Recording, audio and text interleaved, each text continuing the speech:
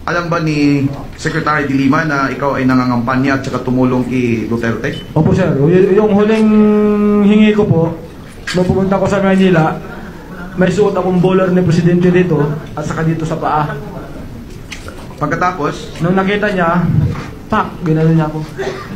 anong pak? Parang pinalo niya ako dito. Sinampal ka ni Ma'am de Lima? Yes sir. Nung sinampal ka ni Ma'am de Lima, ano pong sagot mo at saka anong ginawa mo? Ang sabi niyang nakita kasi yung bowler, ba't suot mo yan? Eh ito ang presidente ko, ito ang idol namin sa Pangasinan. Sabi ko gano'n siya. Mag-idol ka rin lang, kiraulo pa. Sinasabi niyan. Si ma'am, ang sagot ko naman po sir, walang basagan ng trip. So nung sinabi mo yung walang basagan ng trip, ano ang sagot ni Secretary de Lima po? Punyeta ka.